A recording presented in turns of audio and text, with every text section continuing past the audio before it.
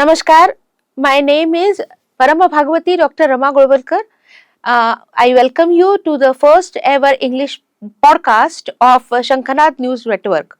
Today we are having a very distinguished guest coming from Great Britain, Mr. John Hurl, and he is very much interested into Indian philosophy, Indian spirituality, and the Hindu way of life. Audience, Mr. John is very much interested in spirituality since his childhood, and when he was a teenager, he started developing interest and his inclination towards Indian spirituality.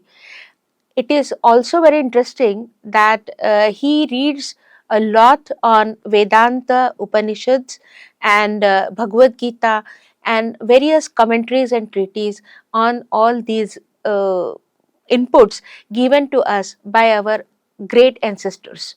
So, here is Shri John, and I wish to ask you a few questions. Is that what made you this when you discovered that you are interested in Indian culture, spirituality, and the religious studies? All my life I've been interested in spiritual topics. And I always knew there's God. God exists. That I never questioned.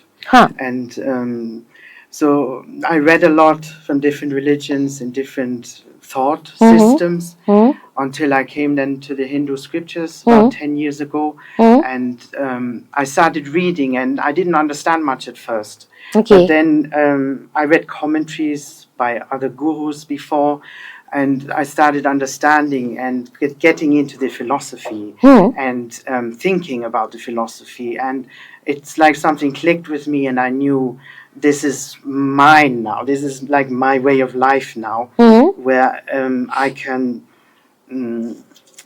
practice sadhana, I can live and realize self and God. So this is roughly the pathway that happened now. Okay, so when you started reading the books related to Indian culture, Indian philosophy, and Indian spirituality, what actually what differences have you actually found? Because I perceive that you are brought up in a Christian family, and Christianity was your faith. Kind of, yes. Once upon a time, we can say. Yes. So, diverting yourself from that faith to Indian culture and philosophy, what actually made you realize that yes, this is what I wanted? So, because I was seeking God, and how can you realize God? And through the reading, I find in the Hindu philosophy systems, it is a very well thought through system of intellectual philosophy that is actually scientific at the same time. So it kind of convinced me and gave the practices in some scriptures. You even have in the Bhagavad Gita, you get certain practices that you can follow. So it is very practical orientated. And that is why I thought, okay, this is something you can follow up now. This is something, and what I appreciate about the scriptures is also, if you can't accept a certain point, then you can leave it to the side. You don't have to fully integrate everything. You just follow what is said there. And once I started doing that, I kind of also always double checked with, is this what I feel inside? Is this what my way? Is this how I would practice? And I found that is on the same vibration as myself, basically. And that is why I continued. So the first introduction of Indian culture is through music. This is what you told me when we were discussing. So you started listening in Indian classical music first, and it was purely instrumental. Yes, classical. So purely instrumental Hindustani classical music, and I think you first heard Ravi Shankar. Yes. And then how that journey started? I always found when I listen to Ravi Shankar or Hari Prasad Chaurasia, it kind of creates something more than in Western classical music, because Okay. the systems are very elaborate. You have so many rags and talas and all these. So there is a lot, and I think you can meditate with that music. You can also write with the music. So there are many things how you can work with Indian classical music, Yeah. which I started to appreciate more and more. So this was my first step to becoming interested in India and its culture, her culture. And the first book about Indian philosophy you read was? Those were the Upanishads I started reading. Wow. So Upanishad, that means at the end of the Vedas. Yes. And you started those Vedanta, Upanishads, yes. That is Vedanta. So you started reading Upanishad text. Yes. And then you went to, rather you started searching for something more. Yeah. And then you can I say, can I use a word, stumble upon Bhagavad Gita? Or you were rather quite sure that yes, I want to read this? The Gita I had heard from before, but I think when you come to a Hindu scripture, it will be the right time in life for you to get to that scripture. So I knew always the Gita will be the right time. So I waited a few years after the Upanishads, and then I started reading the Gita. Okay. And when we are talking about all these things, I once again would like to take you to your original religion or original faith, that all these Abrahamic religions are monolithic, and they are guided with one guide and one book and one philosophy, whereas Indian philosophy has a plethora of deities, then various intellectuals, they have given their inputs about spirituality, and many treatises, many books, many philosophies, many schools. So it's a multifold way of thinking. Yes. So what difference did you find? I found when I came to the Hindu philosophies that they always speak of God, all of the scriptures. And this is how it should be in any religious scripture. And so from one God, I went to the polytheism of Hinduism, but then I came back now to one God, because this is what the Hindu scriptures basically expound, that there is only one God. And it has rather he has a different forms. Yes. And on one point of time, I also realized that Indian concept of deities is both preference is given to male deity as well as female deity. Yeah. Both of them, they are given the equal platform. Yeah. And the importance is not less or not more. Yes. So both of them, they are worshipped, and we basically worship. Yes. We means Hindus Yes. worship the God. Yes. So that is something which is I think the uniqueness in Sanatan Dharma. At the same time, what kind of philosophical difference did you find? So these are, see, there are multiple gods and multiple scriptures, and all other things are very means what you can say, okay, for the sake of understanding it. But when it comes to like core of the philosophy. Well, what I appreciate about Hinduism and its long history is that there were always certain schools, and then came another school refuting what the school said before, and there was discussion, and for some constructive results and also practices to emerge, you need critical discussions, and that refutes what the other says. So this keeps the topics alive, and so that's what I appreciate about the scriptures and the different six heterodox schools. Yeah, 6 schools we Yes. are having. So at the same time, when we are talking about the Upanishads, they have always discussed about the Brahman and the Atman and the relationship between the both of them and their relationship with the universe. So when we are talking about the Sanatan Hindu scriptures, they always talk about the universality, and from individual to universal, this particular travel Yes, is there. yes. So what is your take on Brahman, Atman and the relationship between them? So this is what's expounded in the Upanishads. Basically, the topic is always Yeah. they speak of the self, the Atman, Mm. and the self is what you must find within 1st. It is not the same as your ego, your individuality.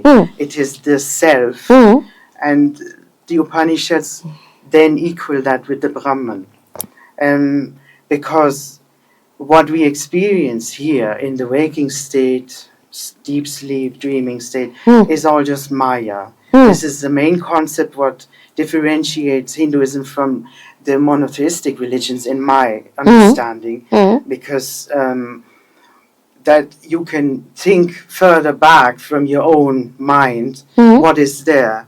I've found always the rishis who wrote the Upanishads, who came up with these concepts, that they were very scientific the way they went about discovering and researching and thinking to try to understand what is this, what we experience every day in life.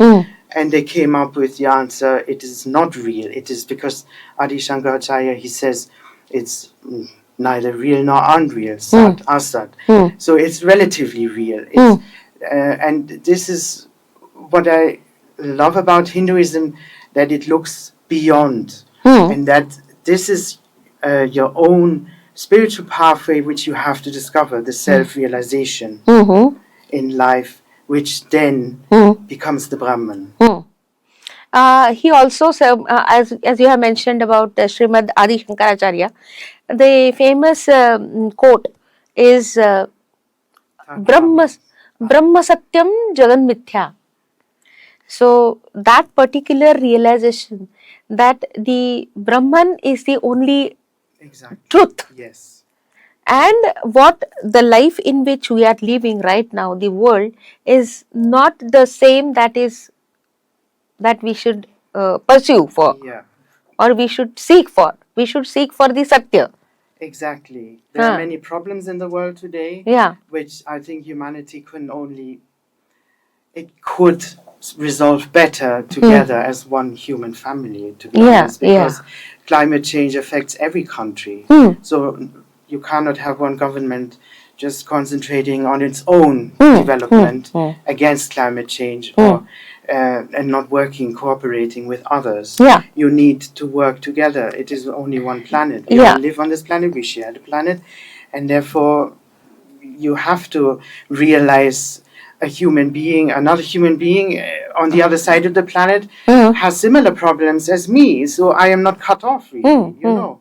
So his Atman and my Atman are the same. Exactly. And therefore I should also have the compassion, empathy, sympathy. Exactly, because what I see, if you work with yourself, you have a certain characteristic which is based on past lives, which you have built up due to karma.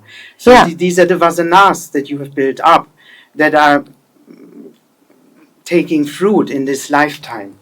And you should try not to create more karma, whether it's good or bad karma, because both exist. And we only have this human life because we have punya papa, and we are in kind of balance.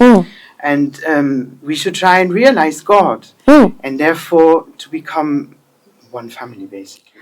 I just this question was not there in the questionnaire, but I'm very curious to know that when you concentrate on all these aspects, do you also meditate? Yes, of course. And in during your meditation state, have you realized that there is an existence of God? Yes. So what is that experience? It is a very impersonal experience. It is like time does not exist. your individuality does not exist. Yeah. And it's like it's a mindless state, and you cannot describe it in words. And I think that is also a practice which I do even doing work when in the waking state. When I work, I just try to focus on God, God, God only. And so you should become single pointed only on that thought, because what you think you will become. So if you kind of invest your time more in thinking about God, it will become bigger and the grace will come into your life. Into your life. Yeah, that's true. Now, I just wanted to know that do you think that the world should try to imbibe the Indian values within their behavior, their thought process, their actions, and their goals also? And what are those values? So the Sanatan Dharma, definitely the world can learn, because in the West, I mean in Europe, certainly non-violence since time of Mahatma Gandhi, it's a big term, non-violence. Everyone knows about it, everyone heard about it. And also saying the truth, that there is a lot of untruth said these days, and you should not say if you are untrue, it will only come back to you in the end. And so I think, and karma is also a big concept that people know and people talk about. So I think these are timeless and infinite value systems and values that the West can definitely, I mean, learn from, because everywhere there is more materialism, there is less patience, and these are all values that you can at least think about and how you could apply them in your daily life. Yeah. So for things to change, because change always happens from within and from your own self. It cannot happen that everyone just, I think throughout history there are only a few enlightened souls, many of them, who were able to change things and the course of history. Yeah, yeah. If I request you to enlist 5 enticing points, which you think that you suddenly found them during your journey of Sanatan Dharma.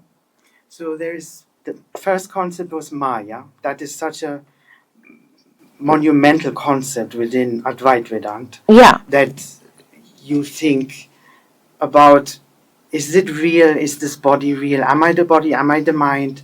Am I these emotions? Because you are not really in truth, which means you can also take yourself back and be not involved and suffer so much because of the external world that is there with its problems. And so you kind of have some distance, and that is a big helper. That you think also it's not that real. It's not, because the inner core, the essence, it can't die, it can't change. It is always there, and it is not me. So that is a big concept in karma. So that helps you to detach yourself from this worldly hassles and difficulties, even the problems. Daily problems. But what I don't mean is that I'm fleeing problems. Yeah. Because you cannot escape your own karma. You cannot escape life. You still have to live a worldly existence. Yes. But that you have an inner distance, and that you have this practice of vivek, that you know, okay, I can differentiate between what is real and what is not so real, and what is passing. Because the Brahman will never pass. It is always there. Always there. Yeah. So second enticing point is the karma. Okay. That is what I found. Because it is true that if you give out negative, it will come back to you at some point. And then the third one is the bhakti. That because that is in the Gita and Srimad Bhagavatam.